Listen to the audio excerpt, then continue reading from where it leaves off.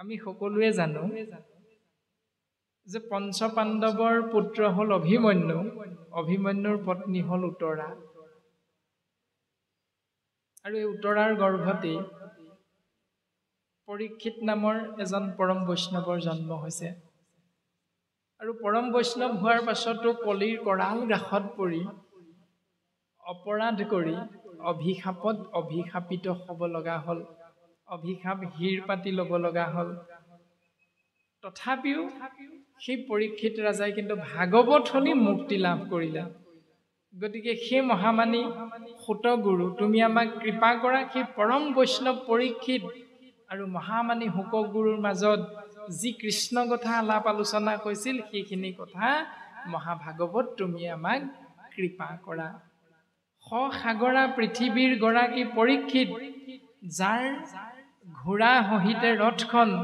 আকাশ মাৰ্গেৰে মুহূৰ্ততে গতি কৰিব পাৰে, কিন্তু তেওঁৰ ককাক অৰ্জুনৰ ৰথখন কিন্তু কেৱল মাটিৰেহে চলিব পাৰিছে। অৰ্জুনতকৈও ইমান মহাবীৰ আছিল পৰীক্ষিত, যাৰ ৰথখন আকাশ মাৰ্গেৰে মহাশূন্যটো গতি কৰিব পাৰিছিল। ইমান মহাবীৰ, ভৃত্য যেন খাতে পৃথিৱীৰ ৰাজা যত। সমস্ত পৃথিৱীৰ ৰজা মহাৰজাসকলে দাস হিচাপে সেইজন জম্বুদ্বীপৰ গৰাকী পৰীক্ষিত ৰাজাৰ চৰণ কমলত সেৱা নিবেদন কৰি আছে। ইমান মহাবীৰ, ইমান শক্তিৰ অধিকাৰী হৈও তৰুণ কালতে কেনে তেজিলা শৰীৰ। ডেকা অৱস্থাতে, যুৱক অৱস্থাতে কিয় মৃত্যু সাৱটি ল'ব লগা হ'ল? কথাখিনি আমাক কৃপা কৰা। এতিয়া আমিও চিন্তা কৰিলে উত্তৰটো পাম যে যিমান 10 মহলীয়া ঘৰত থাকিলেও,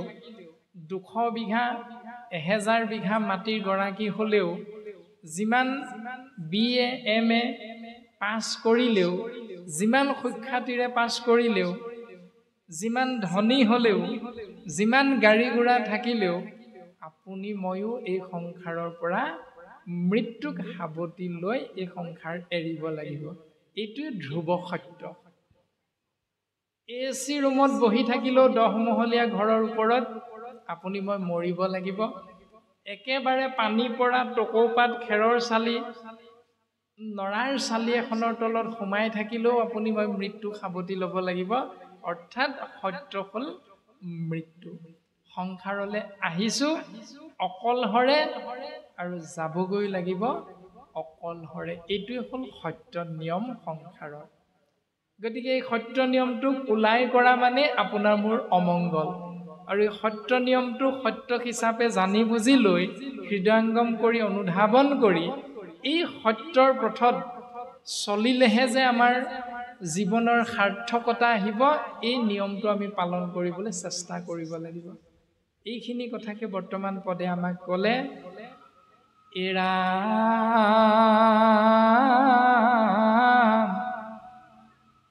বিষ্ণু বৈষ্ণৱৰ কিনিচিতে কোনাহি ভেদ, দুইৰো কথা কৰে পাত কৰ কন্ধ ছেদ। এতেকে শুনিবো আমি কৃষ্ণৰ চৰিত্ৰ, এহি সেতাৰিবে আবে দুৰ্ঘোৰ কলিত। ইক্ষতত্ব আৰু তেওঁক ভজনা কৰি থকা এশৰণীয়া ভকতৰ মাজত কোনো পাৰ্থক্য নাই। গুৰুজনাই সিদ্ধান্ত দিছে, দেৱতু তীৰ্থটো কৰি ভকতে সেবৰ, ভকতক ভজিলে গোচয় কৰ্মজৰ। দেৱতাক সেৱা কৰাতকৈ, তীৰ্থক্ষেত্ৰত ভ্ৰমণ কৰাতকৈ ভকতক সেৱা কৰা শ্ৰেষ্ঠতম কৰ্ম বুলি কৈছে, শ্ৰেষ্ঠতম ধৰ্ম বুলি কৈছে। এতিয়া আমি কোনটো কৰিম? গছৰ তলত গৈ চাকি বন্তি দিম নে ভকতক সেৱা কৰিম দুৰ্গা পূজাত গৈ চাকি বন্তি দিম নে ভকতক সেৱা কৰিম শিৱ মন্দিৰত গৈ চাকি বন্তি দিম নে ভকতক সেৱা কৰিম শাস্ত্ৰই যিটো কৈছে সেইটো নিয়ম পালন কৰাটোৱে হ'ল আপোনাৰ মোৰ একমাত্ৰ কলিৰ মনুষ্য জ্ঞান আৰু বিবেকযুক্ত আপুনি আমি সমস্ত জনাৰে একমাত্ৰ আৰু প্ৰধান কৰ্তব্য কৰ্ম ই ৰামে দেৱৰু দুৰ্লভ শুক মুনি মহাভাগ কিমতে পাইলন্ত পৰীক্ষিতে তাংক লাগ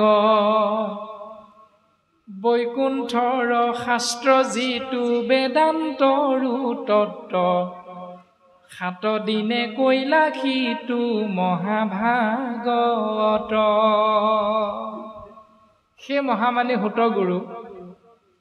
দেৱতায়ো তোমাক বিচাৰিলে দৰ্শন নাপায় লগ নাপায় কিন্তু আমাৰ আজি পৰম সৌভাগ্য তোমাৰ নিচিনা পৰম বৈষ্ণৱক মহামহন্তক আমি আজি গুৰুৰ কৃপাৰ বশত দৰ্শন পালো আৰু সেইজন মহামানী পৰীক্ষিতৰ আগত পৰম বৈষ্ণৱৰ আগত মহামানী হুক গুৰুৱে কৃষ্ণ কথা ক'লে আৰু পৰীক্ষিতৰ মোক্ষ প্ৰাপ্তি হ'ল এই সমস্তখিনি কথা বৈকুণ্ঠৰ শাস্ত্ৰ যিটো বেদান্তৰ তত্ত্ব 7 দিন ক'লে পৰীক্ষিতৰ আগত হুক গুৰুৱে পৰীক্ষিত ৰাজাই শ্ৰৱণ কৰিলে আৰু এই সংসাৰৰ পৰা তৰি গ'ল সেই কৃপা তুমি আমাকো কৰা এতিয়া ইয়াৰ পৰা আমি যদি চিন্তা কৰোঁ পৰীক্ষিত ৰাজাই অভিশাপ পাইছিল 7 দিন 7 ৰাতিৰ অন্তত মৃত্যু সাৱটি ল'ব লাগিব তক্ষক নামৰ কালসৰ্পই দংশন কৰিব এতিয়া আমিও যদি চিন্তা কৰোঁ এই সংসাৰলৈ আমি যে আহিলো পিতৃশিৰৰ পৰা মাতৃ গৰ্ভত 10 মাহ 10 দিন থাকি এতিয়া আমাৰ আয়ুস ৰেখাটো কিমান মাত্ৰ 7 দিন কেনেকৈ বাৰ 7টা আছে দেওবাৰ সোমবাৰ মঙ্গলবাৰ বুধবাৰ বৃহস্পতিবাৰ শুক্ৰবাৰ শনিবাৰ এই 7টা বাৰতে মাতৃ গৰ্ভৰ পৰা আমি পৃথিৱীলৈ আহিছো আৰু এই পৃথিৱীৰ পৰা এই 7টা বাৰৰে কোনোবা এটা বাৰত আমি এই সংসাৰ এৰিম বেলেগ একো নাই 7টা দিনে গতিকে 7 দিনৰ ভিতৰতে আমি পৰীক্ষিতৰ নিচিনাকে তৰি যাব পাৰিম যদিহে পৰীক্ষিতে আশ্ৰয় কৰা নিয়মটো আমি প্ৰত্যেক মুহূৰ্ততে পালন কৰিবলৈ চেষ্টা কৰোঁ মাধৱ পুৰুষ জনাই কৈছে সমস্ত বেদান্ত সাৰ মহাভাগৱত শাস্ত্ৰ ইহাৰ অমৃতৰ ৰস পায় সমস্ত বেদ বেদান্তৰ সাৰ হ'ল মহাভাগৱত আৰু এই অমৃত ৰস যিজনে পান কৰে সেই অমৃত ৰস পান কৰিলে সেই পান কৰাজনৰ অন্যত্ৰ ৰসতৰ ৰতি নাই বুলি কৈছে ইমান উত্তম শাস্ত্ৰ গতিকে সেই উত্তম শাস্ত্ৰ পৰীক্ষিতে শ্ৰৱণ কৰিলে আৰু কৃপালু শ্ৰীমন্ত শংকৰদেৱ পৰম গুৰুজনাৰ কৃপাৰ বশত আমিও জাতি ধৰ্ম ভাষা নিৰ্বিশেষে শিক্ষিত অশিক্ষিত গাঁৱলীয়া নগৰীয়া কোনো কথা নাই আবাল বৃদ্ধ বনিতা সমস্তজনে একেলগে একেখন মজিয়াতে আসনাধিষ্ঠ হৈ আমিও শ্ৰৱণ কৰি জীৱন ধন্য কৰিব পাৰোঁ এই পথটো গুৰুজনে আমাক দি থৈ গ'ল এৰা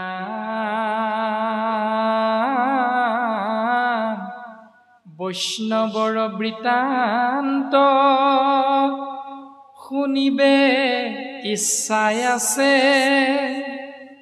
কহিও কহুতয়ান কথা শুনো পাছে এনেহেন পৰম বৈষ্ণৱৰ বৃত্তান্ত শুনিবলৈ বৰ ইচ্ছা আছে আমাৰ তুমি আমাক কৃপা কৰা সেই মহামানী উগ্ৰশ্ৰৱা সুত এই আন কথাবিলাক আমি পাছত শুনিম দিয়া এতিয়া আমাক মুখ্যতে পৰীক্ষিত আৰু হুকগুৰুৰ মাজত আলোচনা হোৱা কৃষ্ণ কথা মহাভাগৱত কথা তুমি আমাক কৃপা কৰা আৰু তেতিয়াই হুতগুৰুৱে কি বুলি কৈছে হেন শুনি সুতে বিনা অন্ত অৱনত আমি অকুলি নহে যেন আছিল মনত তোমাষাৰ প্ৰশ্নে ভৈলো আজি সি পবিত্ৰ শুনা যেন জানো কহোঁ কৃষ্ণৰ চৰিত্ৰ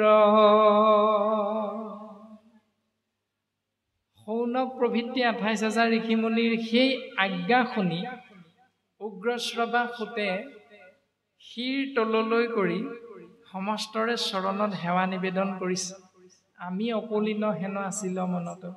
আমি ইমান দিনে কোনো কুল নাই বুলি মনতে অকণমান আক্ষেপ কৰি আছিলোঁ দুখ ভাৱত আছিলোঁ তোমাষাৰ প্ৰশ্নে ভৈলো আজি সি পবিত্ৰ তোমালোকে যে আমাক কৃষ্ণ কথা ক'বলৈ পাত্ৰ বুলি ভাবিলা আমি আজি ধন্য হৈ গ'লো আমাৰ জীৱন ধন্য হৈ গ'ল আজি আমি পবিত্ৰ হৈ গ'লো গতিকে সেই শৌনক প্ৰভৃতি 28,000 এই ঋষিমুনিসকল তোমৰা সবে শুনা যে আমি যি জানো বুলি তোমৰা সবে ভাবিছা আমি তাকেই তোমৰা সবৰ অগ্ৰত প্ৰকাশ কৰিবলৈ চেষ্টা কৰিম